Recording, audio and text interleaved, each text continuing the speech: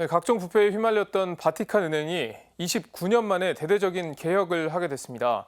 프란치스코 교황이 회계 감사직을 외부에 개방하는 바티칸 은행 개혁안을 승인했는데요. 그동안 바티칸 은행에서 어떤 일이 있었는지, 또 이번 개혁은 어떤 의미가 있는지 살펴보겠습니다. 2013년 6월 한 사제가 이탈리아 검찰에 체포됐습니다. 22년 동안 바티칸 은행의 자산 관리를 맡아온 회계 책임자 눈치오 스카라노 신부였습니다. 스카라노 신부는 2천만 유로라는 막대한 돈을 스위스에서 개인 비행기로 밀반입하려다 적발됐습니다. 이 사건은 교황청과 바티칸 은행의 투명성 논란에 불을 지피는 계기가 됐습니다. 외신들은 가톨릭 역사상 최악의 금융 스캔들이라고 비판했습니다. 비리의 온상이라는 지적을 받아온 바티칸 은행. 프란치스코 교황은 개혁의 칼날을 꺼내 들었습니다.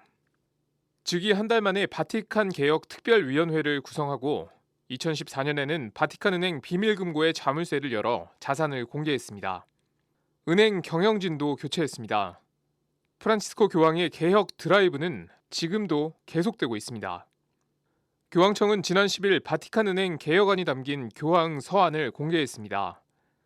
가장 주목되는 점은 회계 감사직을 외부에 개방한다는 겁니다. 이미 외부 회계 감사는 이루어지고 있지만 이를 공식화했습니다. 개혁안에 따르면 회계 감사인은 감독위원회라는 이름으로 은행의 회계 업무가 국제 기준에 맞는지 감시하는 역할을 하게 됩니다. 기존의 5명이었던 감독위원회 인원도 7명으로 늘어납니다. 은행장과 부은행장을 임명할 수 있는 권한도 부여됩니다. 개혁안에는 은행 경영자가 매달 재정 관련 보고서를 감독위원회에 제출해야 한다는 규정도 포함됐습니다.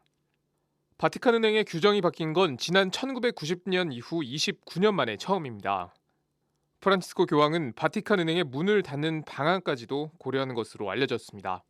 그만큼 개혁 의지가 강하다는 뜻입니다. 교황이 지금까지 발표한 자의교서를 봐도 바티칸의 재정 투명성에 대한 관심을 엿볼 수 있습니다. 2013년 자금 세탁, 테러 자금 조달, 대량 살상무기 확산의 예방과 근절을 위한 자의교서와 2014년 사도자와 바티칸 시국의 재무와 관리조정기구 신설 등 즉위 직후 나온 자의교서들은 대부분 재무와 재정에 관한 내용입니다. 개혁의 길은 멀고도 험합니다. 오랜 세월 공고해진 기득권과 싸워야 하기 때문입니다. 많은 사람이 프란치스코 교황에게 교황청 개혁이 언제 끝나는지 묻습니다. 교황은 이렇게 답했습니다.